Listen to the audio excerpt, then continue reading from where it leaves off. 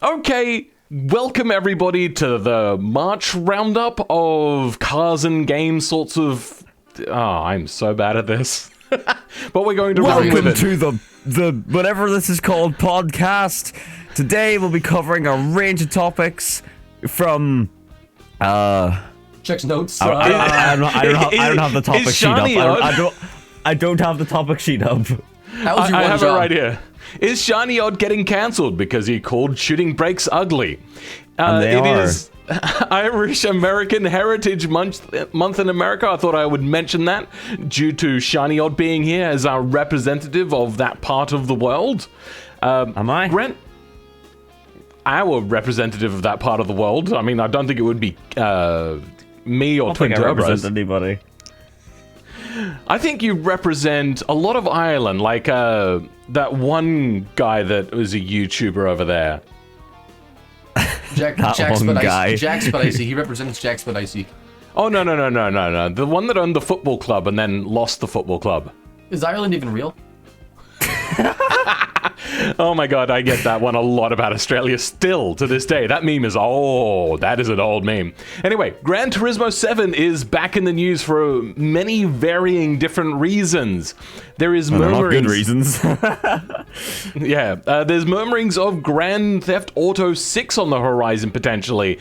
Some people have really analyzed some very choice wording that they've used and makes people think that they're in the process of developing that finally. Bottas saying that Mercedes F1 was like having a knife to his throat, which is a bit heavy-handed, but we'll have a bit of a talk about that. And then how we did this month, but I want to talk a little bit about YouTube's intrusiveness and with you guys. So I recently, and this is fine with my partner, we're in an open relationship. I was on Tinder just for the hell of it and whatnot, and immediately YouTube started recommending me a whole bunch of like incel and bigotry based videos. And first I want to get your guys' opinions on that sort of thing, like the intrusiveness and like the poor radicalized kind of rabbit holes that YouTube takes people down. I mean, That's a deep question. I'm trying to wrap my head around what to even say about that, quite frankly. Is it one of those intrusiveness is nature, as in, like, I can start shouting about how I need toilet paper. I am so out of toilet paper. And then I can go on, like, Google and it starts recommending me toilet paper. That sort of intrusiveness. Okay. Tying that to YouTube, I don't know, Ryan, do you have anything to add on that topic? It's a difficult one to wrap your head around. Google advertises you things that are somewhat related, or not related. And what they do, like all social media platforms, is it's an echo chamber, all right? And they keep pushing you the same topics because it might hold your interest, and they'll keep pushing those topics more and more on you because it might hold your interest. Because their goal is to hold your interest for as long as possible and squeeze as much more information out of you as possible to sell to advertisers. And I, for one, I've got nothing to hide, man. Like, what are you gonna take? You're gonna take information about what brand of toilet paper I like to use? I could not care less. I can understand why most people would not like, social media intruding on them. But it's like, did my camera freeze? Okay, it froze for a second for me. It doesn't. But like it's like my brand of toilet paper is a good brand of toilet paper. I don't, if you're gonna judge me for that, then that's fine.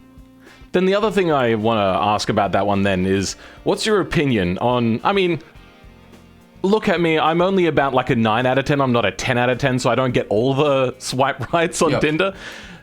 Like, how unethical is it for YouTube to immediately start sending me down a bigotry and incel sort of pipeline of video views? I mean, ads. Well, I wouldn't even say it's necessarily YouTube, right? Because you see those ads on YouTube, right? Or where do you Not see so much these ads? I don't see ads. No, these are video recommendations. They're popping up on my recommendations. I mean, recommendations aren't necessarily what people think that you'll like. What YouTube thinks that you'll like. It's what other people are targeting these towards, right? Because if I wanted to, advertise one of my videos on YouTube, I would go through whatever it's called. YouTube has their own platform for it, and I pay YouTube a certain amount of money per day or per whatever, and I can choose who I target the video towards. So, these people are seeing that, there's a higher chance that someone who's trying to get a relationship will have more interest in these topics, right? That's why they're. But this isn't advertising. This isn't advertising though, because I have YouTube Premium. It's just video recommendation, like on the home feed. It's just saying, hey, you want to watch this thing about how this guy hates women and why women on dating apps are so bad and they're so terrible? I just think that it's pretty bad. The other thing I want to say is to people, you don't, just don't go down that rabbit hole. Women are not evil, they're not terrible. Guys aren't evil, they're not terrible. It's just, we have our values, all that sort of stuff. And dating apps are not really a great way to meet people, if we're going to be entirely honest.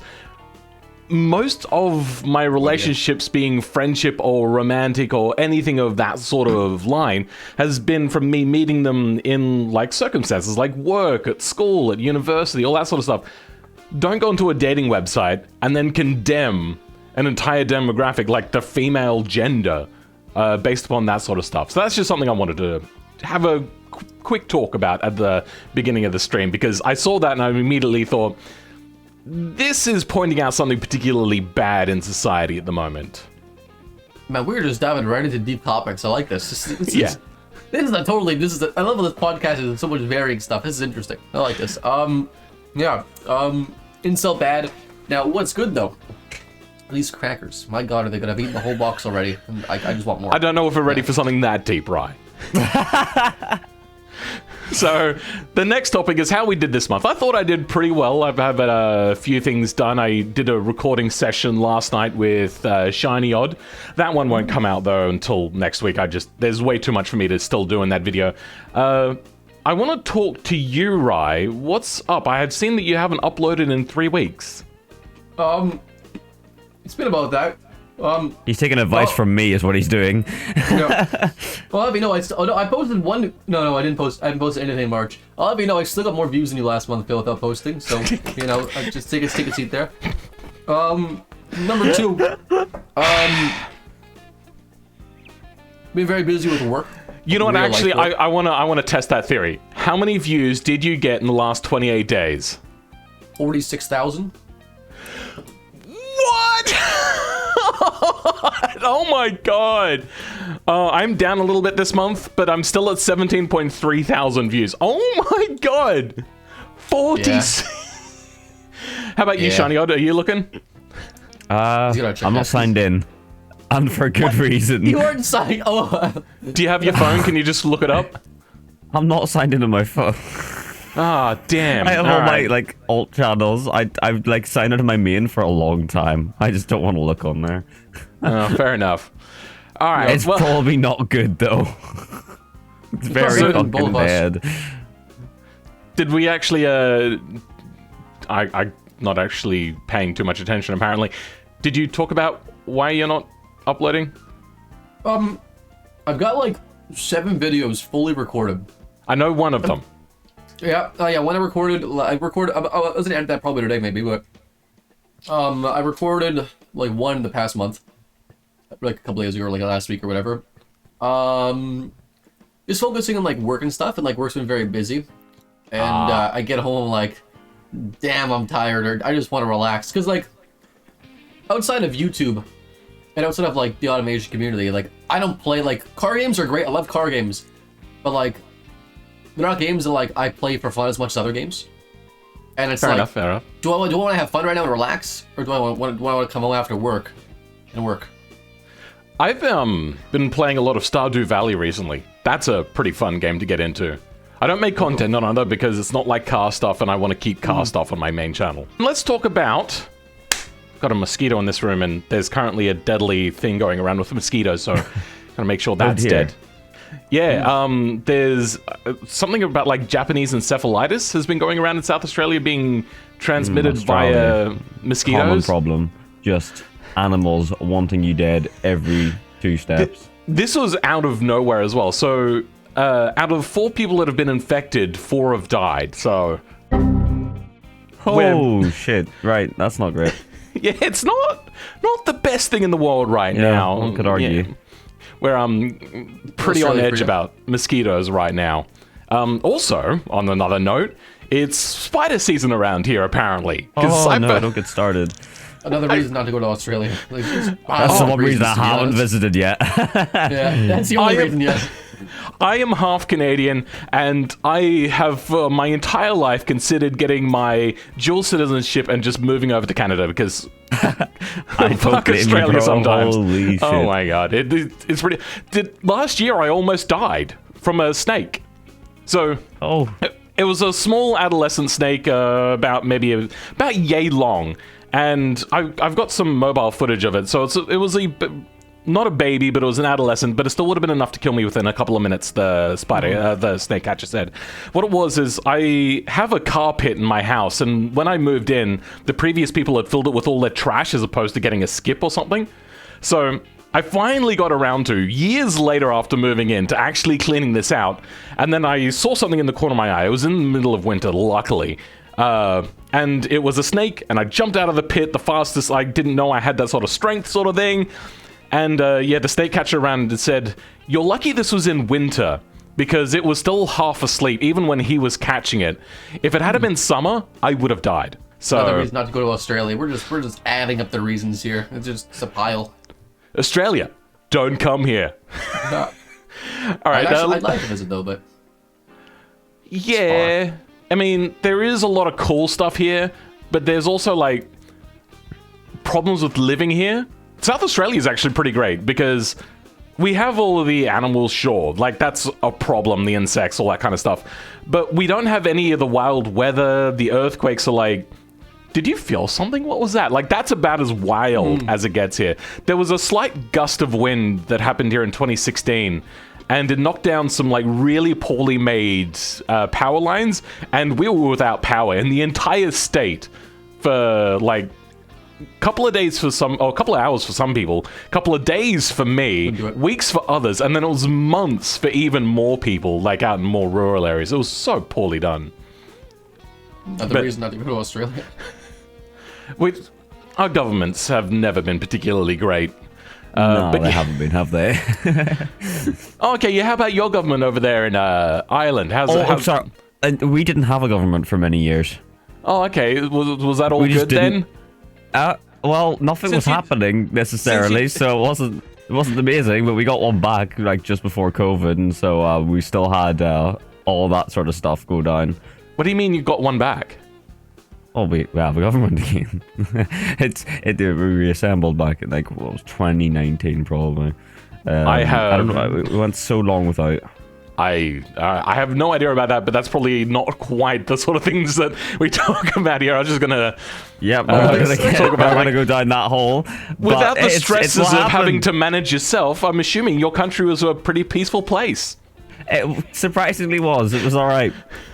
All right, let's move on to the next topic, which is Bottas talking about Mercedes F1 was like having a knife to his throat, and I wanted to kind of make this more about like, what do you think about F1 teams or racing teams in general being able to say like, hey, just let your teammate overtake for extra points? Do you think that should be allowed? I personally don't.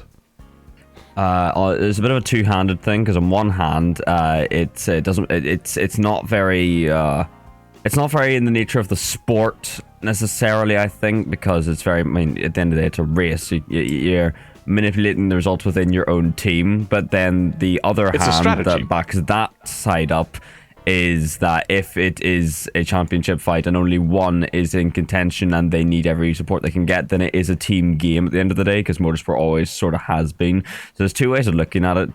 There's one way that sort of it defines or defies, I should say, what you could view motorsport as. But on the other hand, since team nature has always been a part of motorsport, playing the team game is also a very important part of it. So I think whenever it comes to like team orders being allowed or disallowed, and they have been disallowed in F1 before and reallowed again and all sorts. Yes. They've experimented with different things before. I don't think there's any necessarily right or wrong answer to it, because I can absolutely agree with it in many circumstances and I can absolutely scoff at it in others. And I totally think that having a number 2 driver definitely gives a lot of teams the ability to abuse them in terms of, you know, always favoring the other guy who's in the number 1 seat, and that's where a lot of, you know, problems and opportunities can be taken away. So in those regards, I totally agree with it being bad. But in But in the scenario, for example, of last year's championship, where every single point mattered for the number one driver, sacrificing the number two very much at the end of the season when it very much mattered, I totally understand. So it's a very circumstantial thing, I think, is probably my view on it. I personally, I have the two things against it. One, it's against the nature of the sport. You shouldn't really be entering a race if at any point you're like, oh, I don't need to win. But then the team kind of forces the people to do it. The other thing is it's like very mentally damaging, as Bottas was saying. So I'm cherry picking a particular statement of what he said. But I think it's indicative. I think I would hate if I would, because this is not just us, sim racing and being like, oh yeah, sure, it's all fun and all that sort of stuff. These people have made it their entire personality, it's ingrained in who they are, to want to win that hard and to do the best they can. Every win to them is adding to who they are, to their personal value that they perceive that they have. I think it's too much to ask somebody to not do it. And I think a good example of this happening is, I'm not sure if it was Mark Webber or somebody else, a decade or so ago. I can't remember exactly what happened, but they gave, this was during a time in which it wasn't allowed to do those sorts of team orders. They gave him a bit of a hint, and the stewards were listening to it going we're not sure if we can quite penalize on this, but we'll see what happens.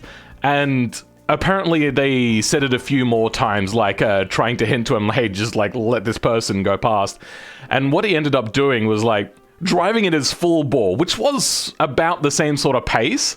And then towards the end of the lap on the last thing, he just slows down really obviously off to the side to let the person pass, which was to make sure the stewards knew that he was asked to do that. And then in the interviews and all that stuff afterwards, I don't know what you're talking about. I wasn't asked to do it. That's how much it annoys them that they screwed over their team because they hated the fact that they were asked to give up first place. And I don't think that that's something that a F1 team should be allowed to do. What about you, Twin Turbos? You've been quiet on this one. I know I have never once watched F1 in my life. I barely watch it. I've watched one NASCAR race partially, and that's it. So I don't watch a lot of racing. Racing's great. I've been in a race. You see one lap, you've seen them all. Yeah, I've been to autocross, and autocross is a lot of fun. And I think it's a fine line of whether if it can be done, do it, or if it's sort of following proper sportsmanship rules and play racing how you're supposed to be racing. But I think racing how you're supposed to be racing is open to interpretation in the sport, maybe, or at least there's some leeway for interpretation. But I honestly couldn't. I don't have enough opinion either way of what should be done. I feel like if every point matters and you're on the same team, you're on the same race team, right? Might as well let one person in your team win than no one win, right? If you can give that a chance. But also, it's kind of cheeky at the same time. Yeah, because say they're fighting for first place and they're right behind you, you let your teammate through and then you block the other person. That seems a little unfair. Yeah. The first place thing is generally a bit of an uncommon occurrence, at least in recent times. I haven't seen many examples other than the one you gave that was a decade ago of someone being pulled out of first for team orders.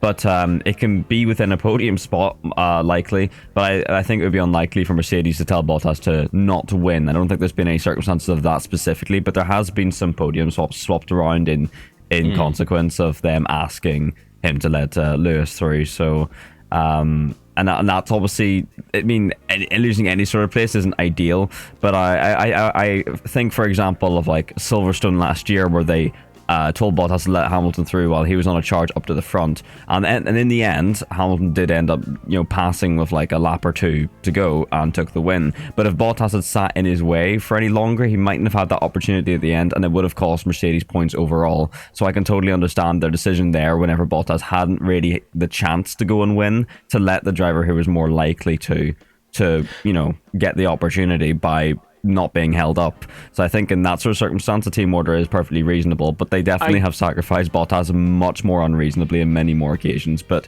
in a race like that, it was I see that as their best option. I do think that saying don't fight your teammate, that is quite important. And if the person is faster and it's kind of there's nobody else really around and nobody's getting in the way or whatever, like just say, he's faster than you. If he's going to go for a move, let it happen. Like that I can understand quite easily. Like don't fight your teammate.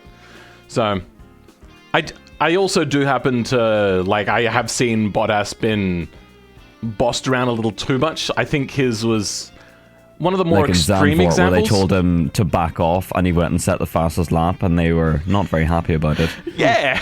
But like that man was on a flyer. He should deserve to finish that goddamn lap. And no, they obviously wanted to maximize points for Lewis by giving him the fastest lap so he gets the extra point.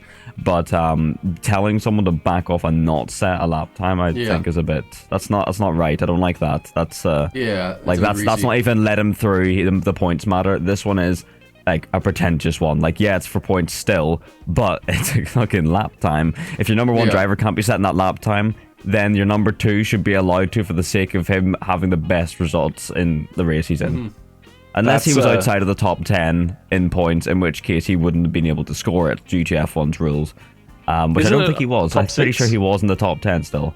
Top 10 can get a point from fastest lap. Oh, well, yeah, no, that would make sense. But then again, you're not setting the fastest lap and not being in the top 10, most likely, unless you've had some sort of like major mechanical issue. It has happened a number of times, but I mean, for example, you could have you could have pitted in due to a mechanical issue and been sent back out at the back of the field, and you could be the fastest car out there on fresh tires, and you could set the fastest. Again, it's circumstantial, but yeah, no, there's definitely occasions in which this like team orders have been deployed in very reasonable ways, as many times as there has been sort of questionable ways. I think, but I think that's also the nature of team orders in general, because it's very hit and miss and in terms of how people receive it. And I think when it comes to Bottas' treatment, there's the most examples of him being bossed around, and so people have him as a prime example as to why they're against it generally. But I think when we look at most other teams, I think Mercedes are probably the most guilty of it, as much as teams like Red Bull definitely use Perez, and they definitely did towards the end of last season, for example. So yeah, top teams using their number two driver the most to help the number one. Supposedly not a surprise whenever they're fighting for constructors championships and all that sort of stuff. But of course, with constructors, you also want your number two driver to perform well to maximize points for the overall team. So it's not a whole game of we'll sacrifice you for the sake of it, until it comes down to right at the end and in an event where like every point matters. So I'd say in a scenario like that, team orders, understandable. They have one common goal, and I'm sure the number two driver knows, well, I'm not winning this, but my teammate will. I'm going to try and help them if they're cooperative enough. But there's no reason to do it in the third race of the season, basically, is what we're saying. It's a bit too early to be throwing people off. But I think, in fairness, the teams do a lot less early on than they do towards the end. So, in general, I don't think I'm against it. Okay.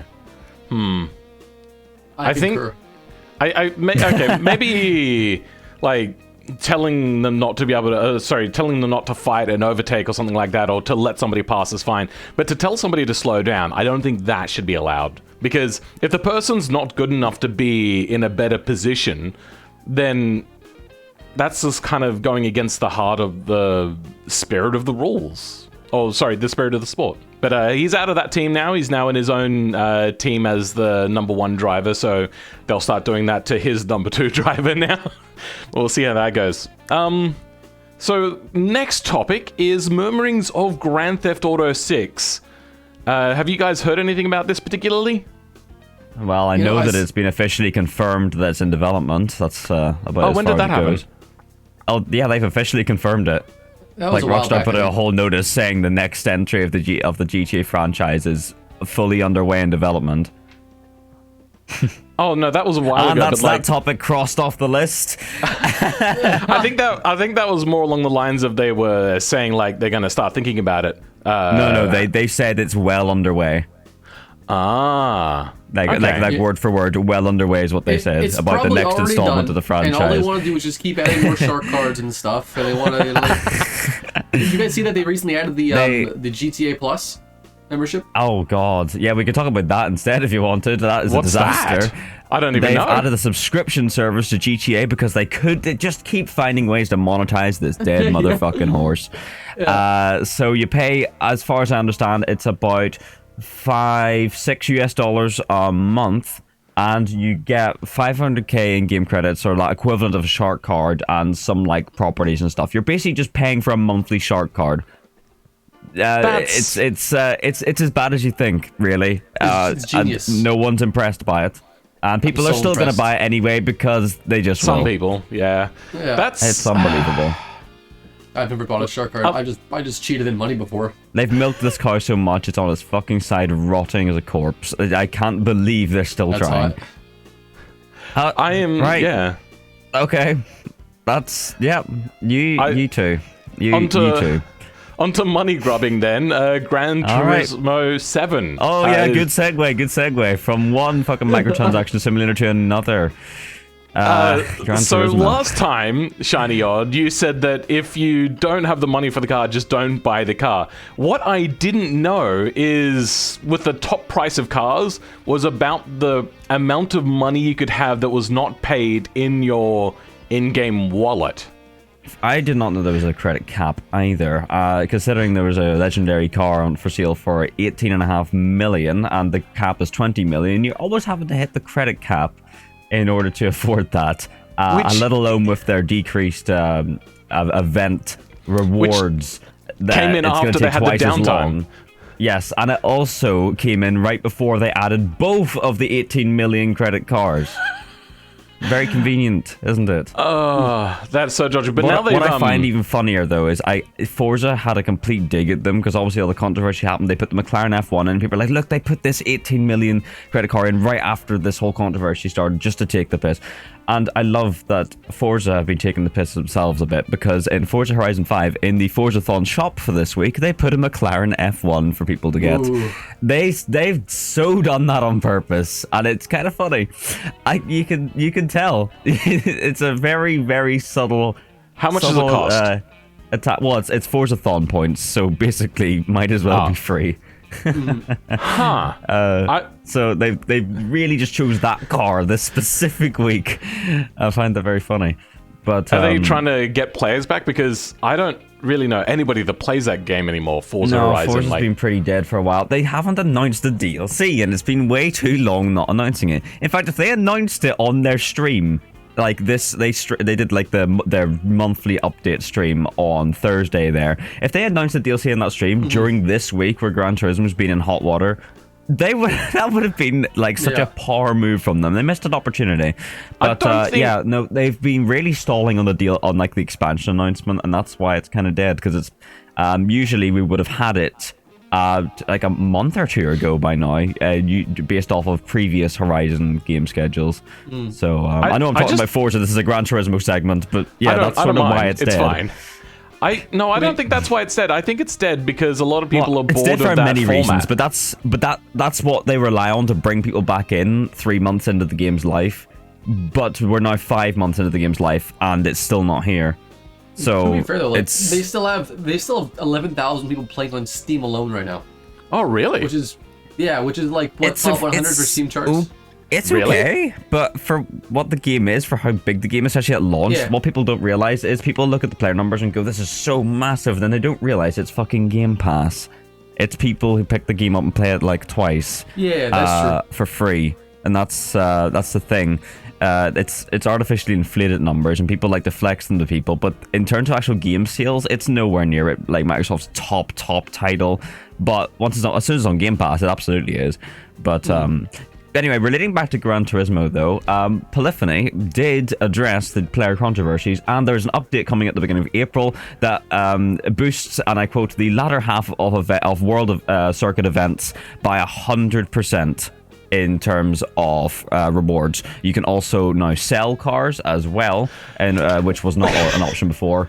I didn't know once that. Again, to encourage it was once again, all what you can get money in this game by using real money. Better take away any source of the player getting money. Let's drop the event and make sure you can't sell cars from launch. You will be able to sell cars now, and again they said that whatever the latter half of world events means, that's going to be boosted by 100% in credits, and they're adding more of those world events, and they're also adding 8 1-hour endurance events to the driving missions too. So they're adding just a lot more good money paying out events and boosting the money off of existing ones, and also giving the option to sell cars and they also gave out a free 1 million credits to the community the other day, as sort of like an apology. With how much the cars so- cost, that's not much.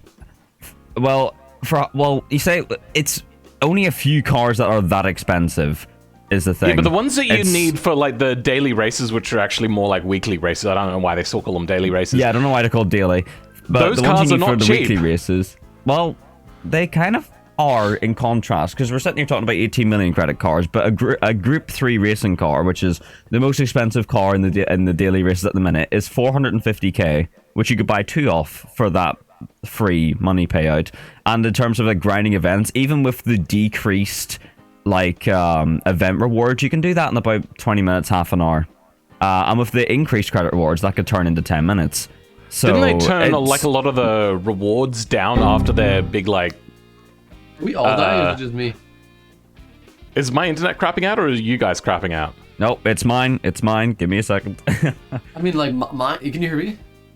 I think my internet is crapping out. Because I you're think mine is both crapping really out. bad right now. I can't It's understand you Discord guys. servers. Discord servers. What's happening?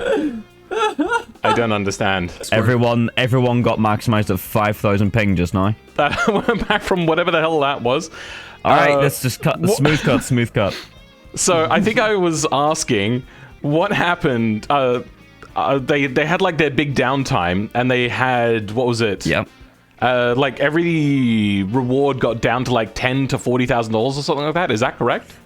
It was a 30-hour downtime, and some events got about a 30 to 40% decrease on average, and they boosted the like bigger 1 or ones. 2 to make it look like they were balancing it, because that's the excuse they used. People weren't buying that. They jumped on it and said, no, we know what you're doing. And a lot of backlash incurred. And its user score on Metacritic dropped to 1.5, which is shocking. That's lower than Battlefield 2042 got. So it's fair to say that they responded pretty quickly, all things considered, and they've rectified the issue, but not at the extent of their own harm, because of the greediness of polyphony that they have been sort of known for. Here's actually where I want to go into that point is, do you think, because everyone was complaining about the money grubby nature before that happened, do you think they did that so then they could go, oh look, good guy polyphony is undoing what they've just done, so they're not going to be I don't think much so, because better. it cost them a lot more than it would gain them, considering how much their review scores have been affected by it.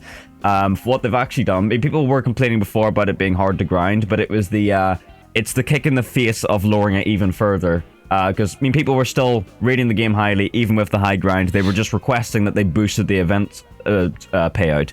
And then they did the opposite, and that's what pissed people off. So it's not necessarily... I mean, the game was new. There was clearly some balancing issues in the payments. I don't think people were very angry about it. They were just like, well, let's give them a chance. Let's point it out. Let's say, can you change this for us? Then when they do the opposite, that's when the community backlashes. And they should. They absolutely should, and they did the right thing, and now we're getting the correct result. But it's a shame that it took a public backlash for this to happen. But this isn't anything new for Polyphony. If you're familiar with what they wanted to do with Gran Turismo HD, back in 2006, they announced that every single thing in the game, every track, every car, would have to be purchased with real-life money. Kind of like iRacing, but in 2006. They tried to do it well before anyone else, and the backlash they got back then was so immense that that never happened. But they were so well planning on it, and I didn't know about this until I was researching it recently. But yeah, they really did try, and it was going to be $900 to buy everything in the game. It was a $900 Gran Turismo game planned, and it was scrapped after everyone went, fuck you, and so they dropped it. Wow. See, what so I it's hate not new about... to them. It's not a new thing to Polyphony. That's pretty Roger Dodge. It is dodgy, it really is. The one thing that I hate most about them, the only reason why I haven't actually bought it myself, is because we've got all of these like money grubbing tactics.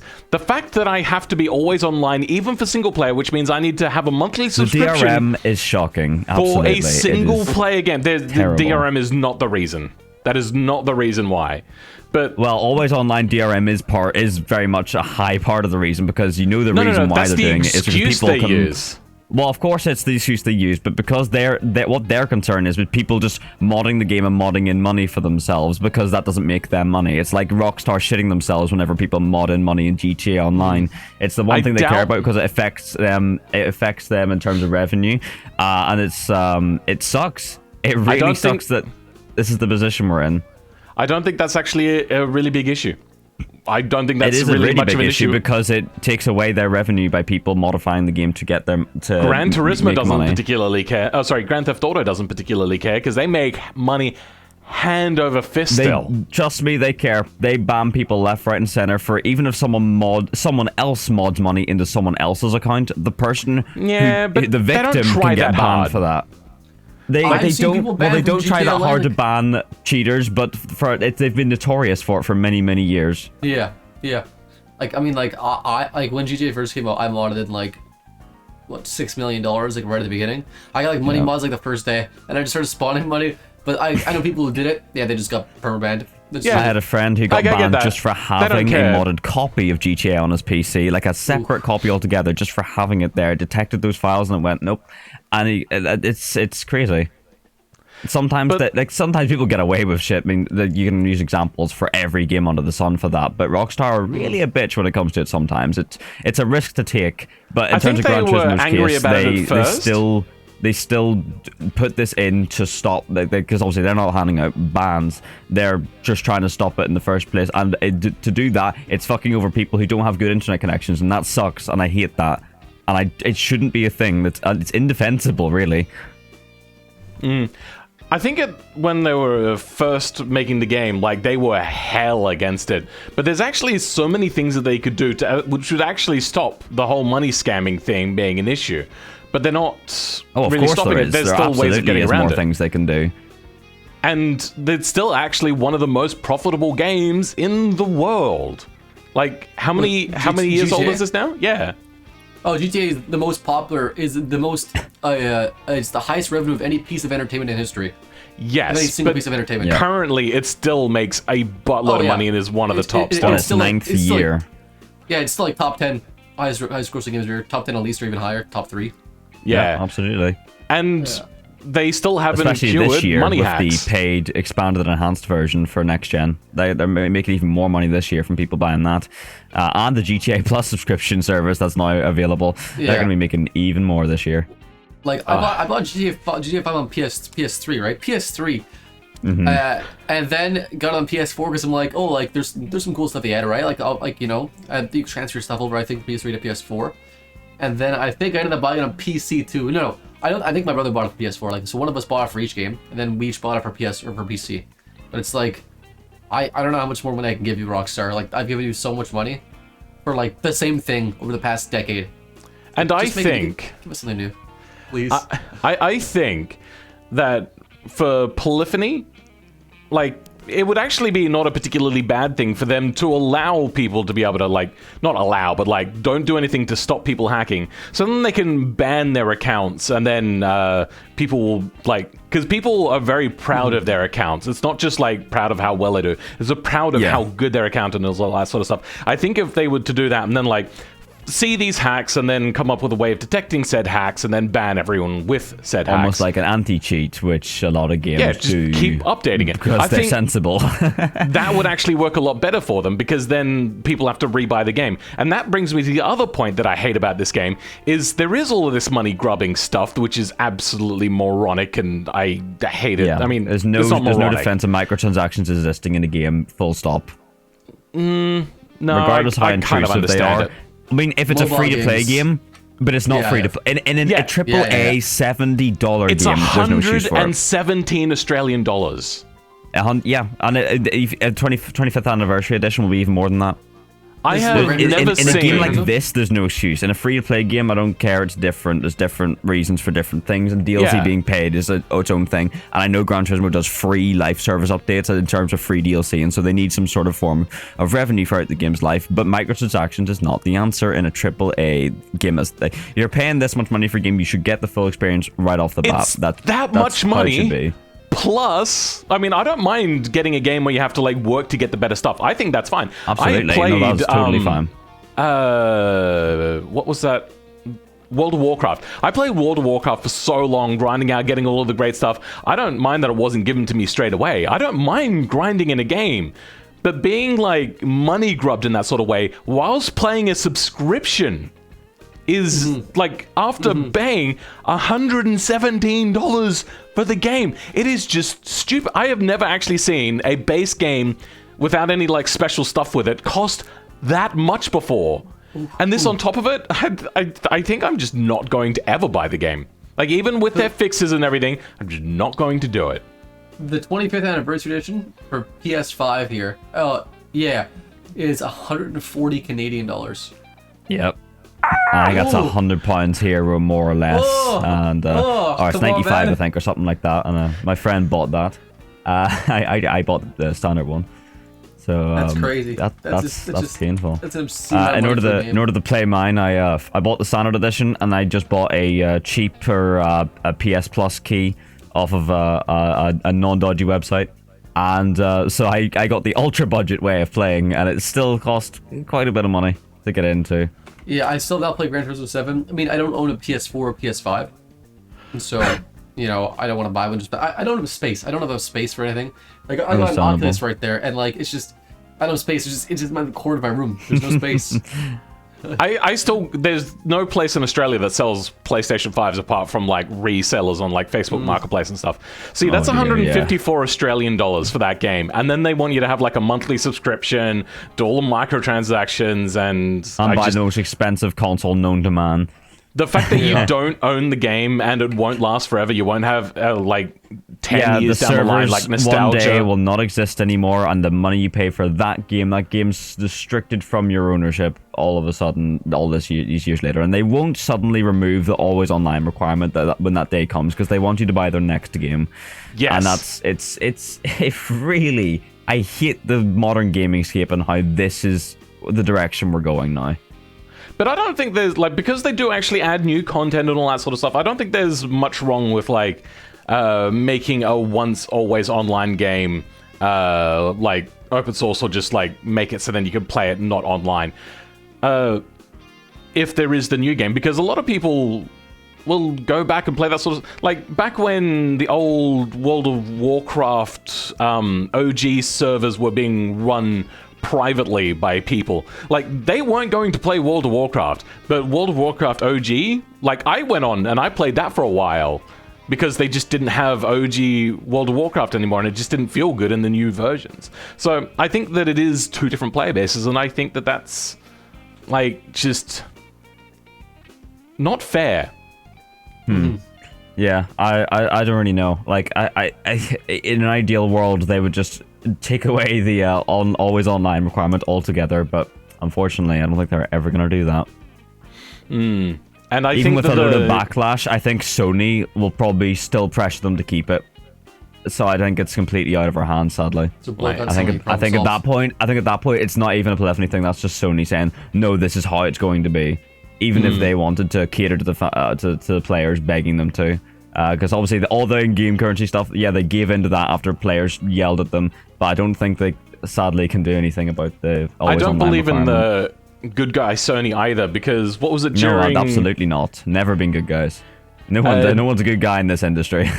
When the Xbox was outselling and had more players back in the day, what was it, like the Xbox 360 versus whatever, they were like, oh yeah, no, we can do cross-platform play, but Xbox doesn't want to do it, and Xbox wasn't saying a thing. But now that PlayStation is like way outselling and Xbox is not outselling, Xbox is like, oh yeah, we could do open play, but Sony won't play ball, and then Sony's not talking about it. Like, these companies must, on some level, hate us for not giving them everything. Otherwise, they wouldn't treat us so badly. It's almost like they're big corporations and they don't care about people. Yeah. So the stock price going up. That's all that matters. Yeah, pretty much. Anyway, well, that's pretty much the main topics that I had collected over this month.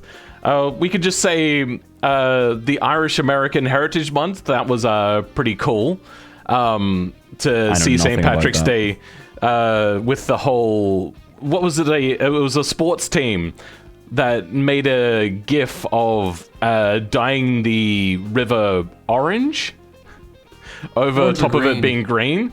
It would be green. Oh, okay, yeah, Definitely be green. They would not do it the other way around. And I'm not explaining that one. They did. It was green, and then like the whole thing was like, hey, look, we're going to paint it our like team colors. So they painted the green thing orange. So do you want to talk about that, Shiny Odd? Like how? Nope. Because a lot of people don't. There. Oh, it was more that like most people don't know what that means. Yeah, no, I'm not explaining that. I know what it means, and it's really funny. It's really funny. Yeah, they didn't realize, and they went, "Whoops, sorry."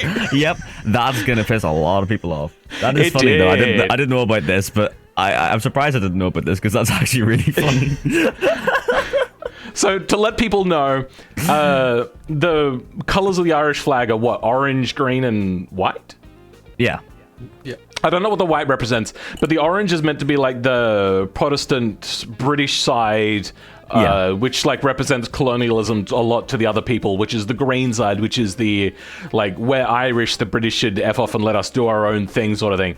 So having a green river on St. Patrick's Day being covered up by the orange of the other side. When I heard that explained to me, I was like, oh no, that's pretty so bad. Rough, isn't it? That's awful. It is phenomenally funny. I'm glad you told me this. Oh my god. I might find something about that and send that to you later, but I'll probably have the GIF in the podcast for people to look at. Like, when I saw that, I was like, yeah, that doesn't seem like a problem. Yeah. I knew it was dyed green. I didn't see that they made it orange after. It was a GIF. They made a GIF of it doing it. They didn't actually do it. Oh, okay. So but they're like joking at it. Oh, yeah. Well, it was like not joking, but like you're gonna offend just as many people. Yeah, that's awful. I legitimately don't think they knew what it was. Yeah, I think it probably just went straight over their heads, to be honest. Yeah. It's actually really good. Because obviously I myself am on the, I'm like, at least in terms of geographically, I'm on the orange side of all that. Yeah. And so for me, this is obviously a lot funnier than it would be from someone who's a little further south of me. But there you go.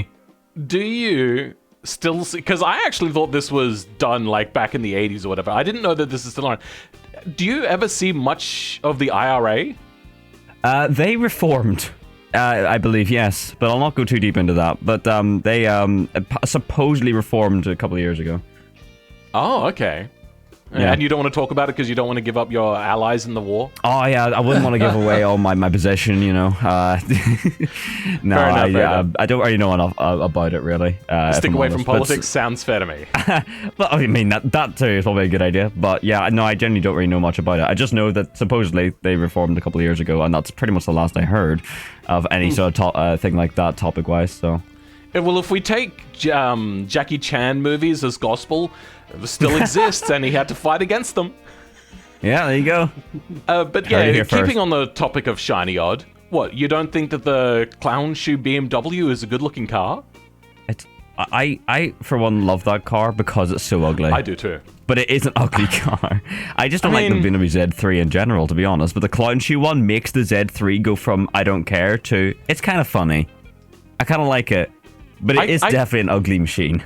I get why people don't like it, but I look at it and actually kind of do like it. I get it. I get shooting brakes. My issue is people calling it a shooting brake because it isn't. It is just a roadster with a hatchback back on it. BMW call it a coupe. It's a hatchback. It's based on a roadster, and then people are calling it a shooting brake. Nobody actually knows what the fuck it is. It's a clown shoe is the answer, but it fits the definition. It's a hatchback.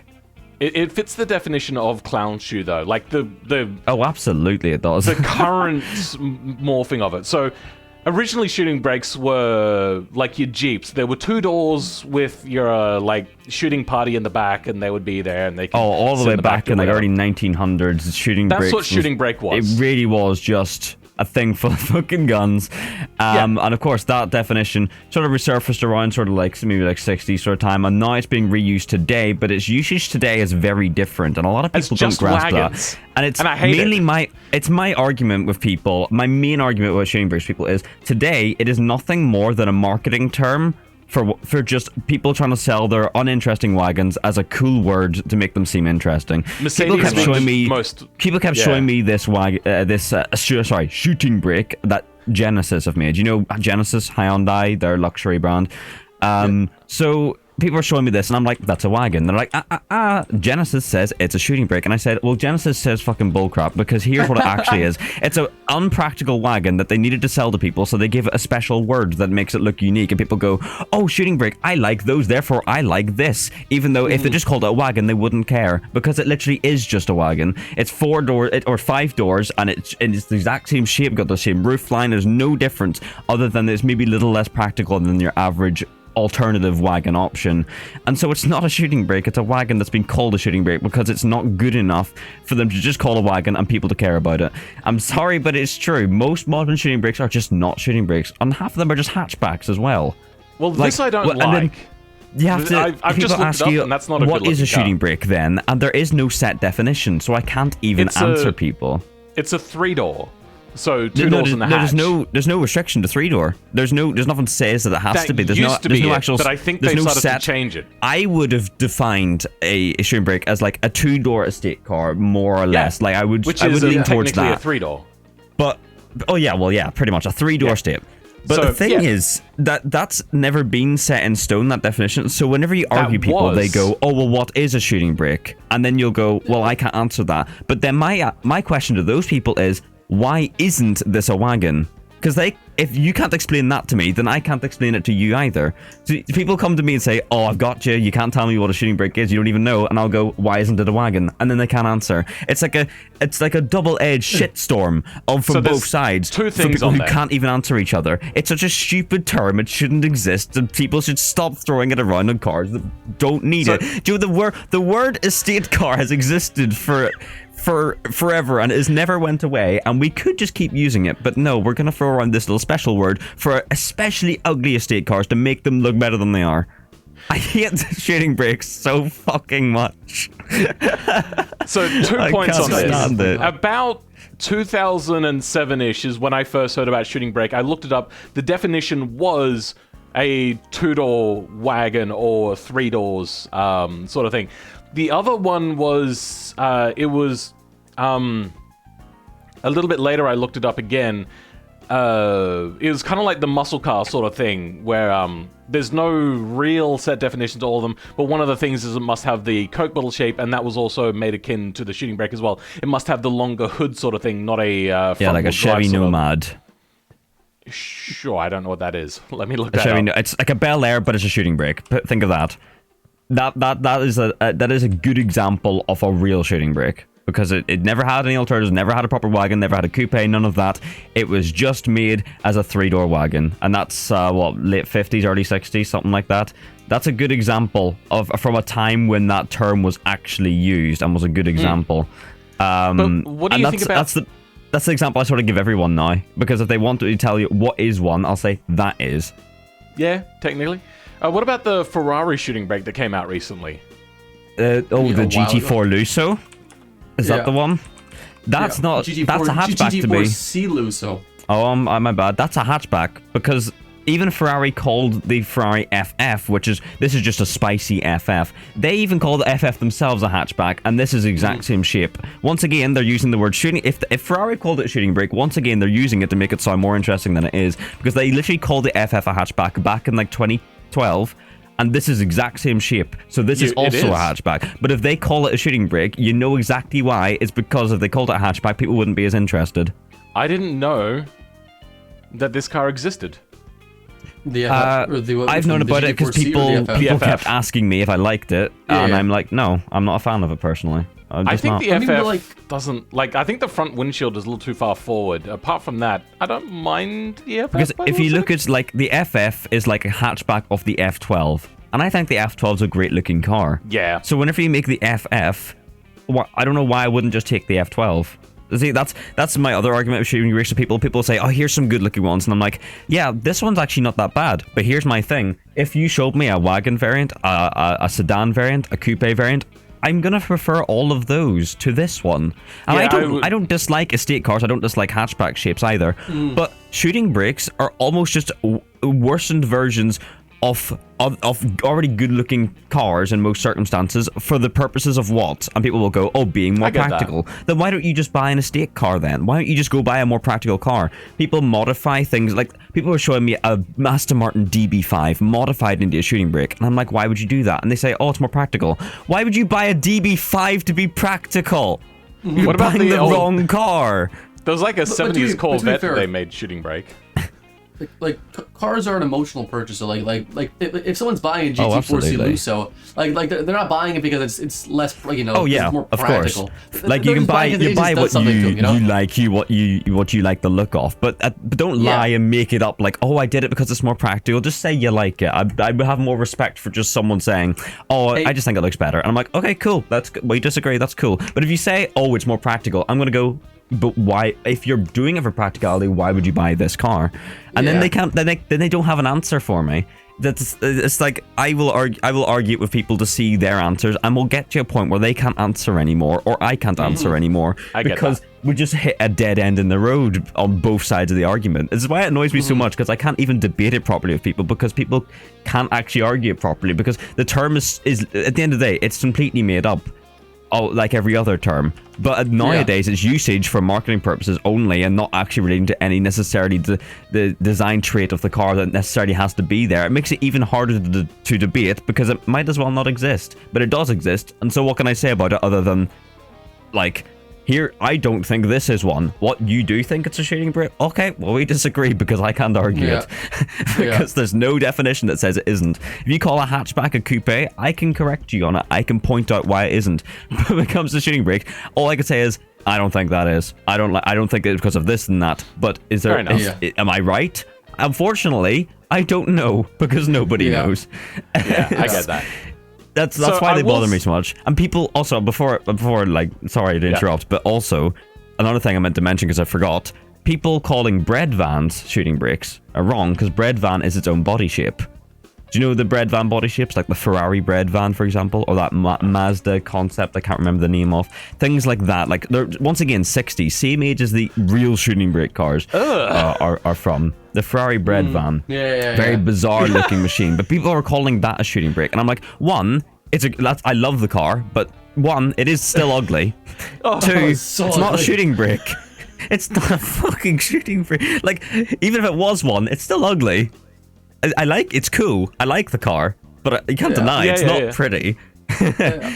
So I had a lot of very surprising response to people posting those, and I'm like, it's not really a shooting brake. I will concede to you that the coupe versions do look better than the shooting brake versions. I don't think I can think of one where, apart from the M coupe, I do genuinely love the M coupe for a completely different reason as to why I love the Z3. But aside from that, like, I will concede that generally the coupes will look better than the shooting brakes. Yeah, but before you stick an ugly roof on the back of them, and rather than just making a state car. Would I it's say mostly that people rendering no. like concepts of shooting brakes. Like, they take like an R35 and they, like, they render it out at, really realistic looking ones. They don't actually do it. But like, so I saw a post recently that was a render of an R35 GTR shooting brake next to the normal one, and there were so many replies saying, "Oh my god, the shooting brake!" And I'm like, it's one of the ugliest things I've ever seen. And I'm thinking, do they actually like this, or are they just saying it because it's a shooting brake and it's conditioned in their heads that they therefore have to like it?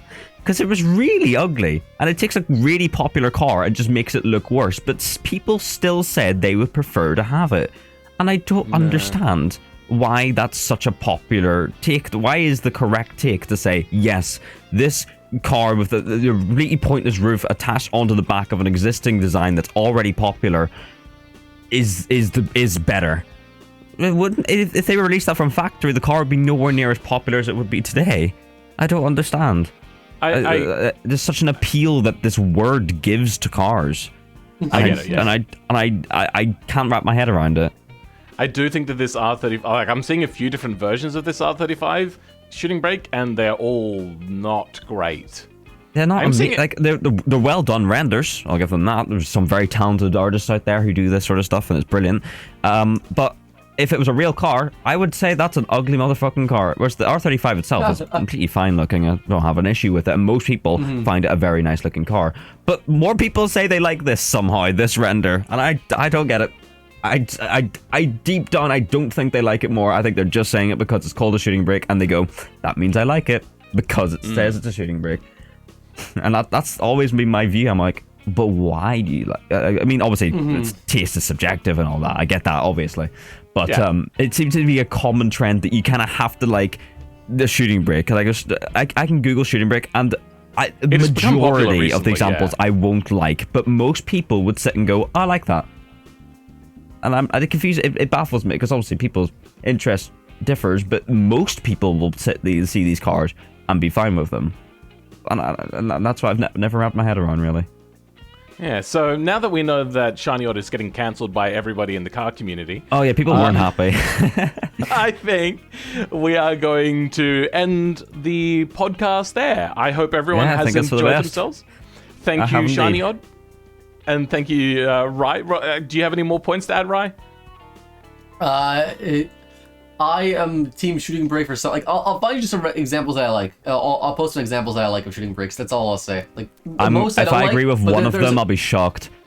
all right. We'll take that. All right. Well, then that is the end of our podcast. Thank you, everyone, for joining us. Please go ahead and subscribe if you're not subscribed. Go ahead, hit that like button, all that sort of stuff. But for now, we'll catch you next week. Catch you later. Goodbye. Bye.